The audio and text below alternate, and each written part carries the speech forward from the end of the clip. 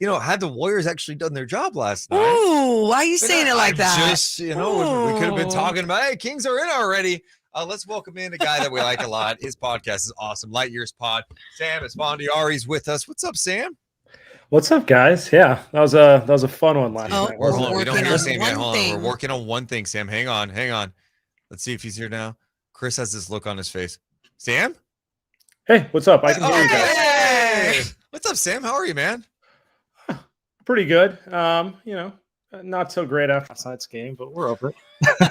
Dude, I don't understand how you guys lost that game with what was on the line for us in Sacramento. Hey, I don't know how they lost that game either, considering what was on the line for the Warriors as well. But here we are. It's been a weird Warriors season, and choking away a game down the stretch seems kind of par for the course. That's so weird, especially a home game. That's what it's so weird to talk about that with the Golden State Warriors. Before we get into your Warriors, I do want to ask you about Mike Brown. I know we had talked to you before the Kings had hired Mike Brown. Are you surprised by his impact here in Sacramento in year one? I guess a little bit, in the sense of well thought of, everyone likes him, but to think that it would be a 11 out of 10 home run in which it feels like everything has gone your way. It's got to be a little bit of a surprise, but big picture, maybe not. Yeah, it's just it's pretty surprising for me to see a team with this type of success this quickly, right? I think it's the speed at which, from the beginning of the season, it felt like they had just unreal chemistry and vibes going around. Yeah. In my mind, I was thinking, okay, give him a few months and then they're going to roll into something while he really establishes an identity. But it seemed like just right out of the gate, they were there. With the Warriors, and obviously you see with their defense, have you noticed changes without Mike Brown a part of that squad? A little bit, but I feel like the Warriors' issues are much deeper than just losing an assistant coach. It's losing key bench players, players injured, and now I don't know. We could do 2 hours on this. It's a different topic. If the playoffs start today, we get a Kings Warriors first round matchup. So would that be a matchup you'd be like, you know what? Out of all the matchups, I like that matchup for the Warriors. How would you feel about the prospect of having a Kings Warriors first round series? Two different ways to look at it. From a basketball perspective, 50-50. I could make the case that if the Warriors, get their act together, they could beat any of the teams they would be matched up with. I could also see them losing in the first round because it's been just that type of season. But then on the other aspect, which is, neighboring cities, everyone who's in the Bay Area has a bunch of friends who are Kings fans, and probably vice versa up there. It's going to be it would be one of those kind of bittersweet type of things where this could be awesome or also kind of miserable at the same time. Ooh, I guess whenever I see or talk to Warriors fans or people that cover the Warriors, I get it. Whenever we're attached to a team and we're watching them night in and night out, we believe in what they are capable of doing. Do you think that Warriors Nation believes today, even after a loss like that last night, that they just have whatever they can take on whatever team that they face in the first round of the playoffs, even if it was the Kings? So if you're going off of what you've seen this year, the answer is unequivocally no. You should not feel confident about anything. But the core of this team has won 4 titles and they're the defending champions. So the underlying sentiment you're going to get from most fans is, until I see them get eliminated, I'm not going to believe it. So it's kind of, you have both things going through your head. I'm watching them and I'm like, they're not good. This is just not their year. Last year was awesome. This is not last year. But there's the other part of me, which is I don't know, man. I need to see someone eliminate Steph Curry, Klay Thompson, and Draymond Green before I truly believe it. Yeah, I get that. And that's why I think it is a matchup that would make me nervous, just for that Steph Curry. And we saw last year, I don't think many people are going, hey, the Warriors are going to win it all. And then what they did last year was just incredible. Obviously, this year's team is much different. You talked about some of the key guys they lost, right? Bielitsa, Porter. GP2's now back, but he was gone to start the year. Yeah, I feel like some of the guys that they lost over the offseason had a huge impact on this squad. I do like the addition of DiVincenzo. Mm-hmm. The one guy I'm curious to get your perspective on is Kuminga, because I obviously don't watch the Warriors as closely as you do. I just watch him and go, he should be playing more. He's athletic, and I know he's mistake prone every once in a while, but I like what he brings. You are ready to host a midday show in the Bay Area. Oh, that is the general sentiment. Like, look, he's the most talented of the young players, and he has like one play a game where you're like, oh, wow. You don't see that every day. That, like he's got like top 1% of 1% athleticism and just all these tools. And yeah, I mean, I do want to see him play more. I also understand why he hasn't been, because as I've said, like nothing has gone right for this team consistency wise, health included. And it just feels like when you have a veteran coaching staff, it's Steve Kerr and stuff, when things go that way, they want to lean on the guys that they trust over the 20-year-old kid who, talent through the roof, but he is still 20. Yeah, no. And I understand that. And I think sometimes too, there's coaches that just trust their players, whether they're young, whether they're vets, whatever it is. And that's why I think when you do bring him up, it's just an interesting conversation to have. But I want to talk more about the Western Conference now, because it's been fun this season to see where these teams are at. I mean, obviously I'm saying that as I cover the Sacramento Kings. Yeah, I was going to say, it's more fun for the Kings fans. No one's having more fun than Sacramento. Yeah. It is. But everything's so wild. It's squished together. Do you have a team that you feel very confident in to just come out of the West right now? Or are you still everywhere?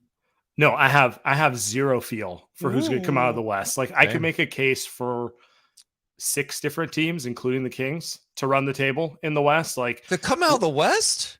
Damn. I mean, Denver, I could see it. They've been the best team all year, but then we all have those same questions. Like, are they really a playoff team? I don't know. Memphis, I could say the same thing about. Sacramento, obviously, we haven't seen them in the playoffs, so no one knows what to make of them, just that they've been playing great ball this year. Phoenix, on paper, is terrifying, but what have they played? 2 games with Kevin Durant? Like 3-0, and it was like Charlotte, Chicago, and Dallas they beat. Yeah, and then he gets hurt in a layup line, and Chris Paul is like 80 years old, and it's like it's hard to and the Clippers, they've been the best team in the West on paper for 3 years or 4 years. I'd swear I read that every preseason, and yes, they're still to be seen. The Warriors, they're the defending champions, but as we saw last night, like nothing, could they get it together? Sure. Are they showing you any signs they will? Not really, and then there's the Lakers who, kind of terrifying, lingering in the weeds as well. I mean, I honestly, if you ask me to make a prediction today, I might just say Denver for the simple fact that they have the best record. But mostly I have no confidence in any of the teams. He didn't even mention Memphis. No, he did. Did he? I went through them. I went through them quick. Yeah. Okay. Yeah. No, he definitely mentioned Memphis. Yeah, the Warriors are just so interesting to me. Obviously with Steph being in and out of lineup this year, that has hurt them tremendously. But do you feel like the vibes are awful? You talk about the vibes being good in Sacramento. Have the vibes been kind of weird with like the Draymond Poole thing that happened? And just, I mean, even recently there was that one play where Draymond is clearly frustrated and gave up on a play because of Jordan Poole. Do you think they can overcome some of that, or is that being overblown? One, we're kind of bearing the other thing, which is Andrew Wiggins has been gone. Right. For 6 yes. weeks. Oh my God. Yeah, that's the other thing. Wiggins stuff. And no one. I mean, tight-lipped as I've ever seen them about anything. There's no, and I'm sure maybe we'll find out like literally right after I get off with you, we get an update. But like to date, it's like no one has any idea if he's coming back, when he's coming back, if he will, that sort of stuff. And that's another uncertainty, because you could make the case he was their second best player in the playoffs last year after Steph.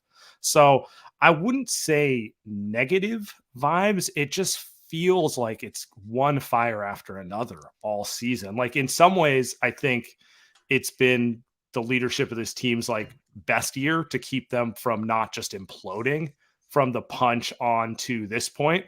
But at the other end of it, it's just like everything is like, you're kind of like trying to shovel water out of a sinking ship type of thing. Yeah, I mean, even last night, I just look at the situation late in that game where Jordan Poole took that deep three early in the shot clock with game clock 30 seconds left. And the Warriors broadcasters are like, yeah, he's going for the 2-for-1. And I'm like, wait, why? You guys are up. It just seemed like that moment for me watching the Warriors last night was like, oh, that's got to be one of the more frustrating things playing with a guy like Jordan Poole that isn't getting the ball to the best person on the floor. Yeah, and I mean, he's had a up and down year. Like last year was kind of his breakout season, and he's young, so everyone thinks like, oh, he's going to build on that, and he's become an all-star. And it's been a little bit of a regression and like an up and down thing this year. He's had stretches where he's been phenomenal, and then he's had a lot of games where you're like, time, possession, like, is anything going through your head other than like just trying to get a shot off at any time? And that's just kind of, like I said, it's been a grind of a season is the best way to describe it. When you watch the Kings, is your biggest question just their defense at this point then for them to maybe, I it's so weird to see what they've done defensively where they have these moments where, oh, maybe they're bringing it together. And even for a stretch, like their fourth quarter defensive rating was right around 10th in the NBA. And I'm like, can they get this together without a rim protector? And people love to cite what the Warriors were able to do. In fact, Mike Brown's talked about that last year where, hey, the Warriors didn't have a rim protector, but you also had Draymond Green. And, Klay Thompson may not be what he once was defensively, but he still has defensive IQ. Hell, Steph Curry makes some great defensive plays too. You think they could still make a deep run, the Kings, without having this not even really an average defense at this point by the numbers? I mean, I think it's possible because there's no juggernaut in the West. Like in theory, a team who's not great defensively should get knocked out like by the second round. That's like what we see most years, but that usually involves you running into a team who has a great defense who can grind them down. And I don't know who in the West is necessarily terrifying. Like we're looking at this. Okay. If the Kings got into a series against the Grizzlies in round 2, I know the Grizzlies have a highly rated defense, but I still don't think they're particularly special on that end. They're like better than the Kings. That still, that screams like a 120, 125. Like every game's going to be like that the whole way through. And then like, you look at the Suns, the Nuggets, like none of these teams are giving me, like 2004 Pistons vibes or anything. Yeah. So I think it's possible just because the West it's as flat as I've ever seen it. Yeah. Yeah. It's interesting whenever we do talk about the Sacramento Kings and what they could accomplish in the postseason and looking at their offense, I go, is this the year that a team with a historically good offense can find a way to get past teams in the postseason? Do you see that being a path for the Sacramento Kings and their offense? It's possible because there's nothing that they do offensively that doesn't feel sustainable in the playoffs. Like they're not, they're generating a ton of open looks for very good shooters. Like if they're going to miss those looks, it's not because it's the playoffs. It's just they're going to miss them. De'Aaron Fox is getting to very specific spots in the clutch, but these are spots he's going to be able to get to in the playoffs just as well as the regular season. And Domantas Sabonis, like nothing about his game suggests that he won't be able to do exactly what he does in the playoffs as well. So I like, if they are to get knocked down the playoffs, it will be because eventually the lack of defense catches up to them. But there's no reason to think this offense won't sustain itself in the playoffs. It's weird that we are approaching, if the Warriors can take care of business, the first time that the Kings and Warriors are playoff teams at the same time. Crazy. Isn't that weird? It is. And Sam, I mean, would you be like, you would be excited for that? Yes, they win championship. They don't care about like we're gonna be in tears tonight talking about clinching the playoff spot. It's true. The Warriors clinch. That's not even a story. It's they win the playoffs. Like they expect it. Like I guess you guys had that run of what was it, 17 of 18? You guys missed the playoffs. Yeah. And then it culminated with the We Believe team, which had the 1-8 upset. Which like honestly, like as I observe like Kings fans and what you guys are going through, that's exactly what it felt like when the Warriors finally broke. Like they literally didn't make the playoffs from third grade until I nearly graduated college. Wow. So it's like that level of, actually, no, I'm doing the math wrong. First grade. So, but you get where I'm going with this. Like, it was, you invest every year, you talk yourself into it, and then you get a 30-52 team. And then to finally see them get over the hump after you've waited that long, like, it is the greatest feeling, right? Did you cry? No. but I was very excited. Yeah, and I was kind of, I was at the end of college, so I'll leave it. Wow, we just got an update too about tonight's Kings game. What? Karl Anthony Towns out due to right calf strain injury management. Was out last night. And then Anthony Edwards is questionable. Ooh. Okay. Well. Wow. Well, that's gonna make things interesting. Yeah, we're gonna be over the top in the playoffs. Oh yeah. The one area where I'm worried about with playoffs, if the Kings play the Warriors, is just like Warriors fans infiltrating that building. You know what I mean? Like, it's going to happen, because I have this view. If you're a season ticket holder, you can only sell to a Kings fan. You cannot, especially at this point. Like, I get you want to make some money, but there are enough Kings fans out there who would pay for it. You cannot sell to how do you enforce that? Exactly. That's the hard Sam, part. it's going to take some work, but it's important for your team. You right? arrest them if they dare sell to anyone else. They have to fill out a questionnaire before they buy it. Like, yeah, you can't do it through StubHub. You have to do it the old-fashioned way. Oh yeah, through like communities. Communities? No, I need you to scalp. You need to scalp outside the arena. Warriors, you want? No, you don't get them. Kings fans only. That's how I'm doing it. There's just no way. So I need to put on like a Kings jersey and like a trench coat to try to infiltrate. Hey, if that works, fine. You know what? We did what we could, but that's what I'm worried about. I don't want to. Could it be 70-30 Kings fans if the Kings made it and played the Warriors? I think it could. I think it could be on both ends of the spectrum, by the way. I think it's just because it's fair. It's just as close to drive the other way, So it's kind of like, and it's the rare series where you legitimately can go to all games. Like, it doesn't involve getting on a plane. You're not too many Warrior fans are flying from the Bay to Memphis, for example, right? That sort of thing. But, if you live in Vallejo or you live in Davis or you live somewhere like that, like, it's not very hard to go in either direction, right? I miss the old days when Kings fans used to take over in Oakland in the early 2000s when the Warriors were just awful. The Weber old days was great, and Warriors fans would be booing Weber. It could get there at one point again. We'll see. Yeah. Well, Sam, dude, I kind of hope to see you in the playoffs just because it'd be cool to hang out with you. But other than that, yeah, I guess I'd like to avoid you too. I don't know. I'm conflicted by it. I'm very conflicted. We like you, but we would like to avoid you in some ways. Yeah. We can stay conflicted on this. I appreciate you guys having me. Dude, absolutely. Appreciate you, man, so much. There is Sam Esfandiari from Light Years Pod. You should check out his pod. They do great job. Yeah.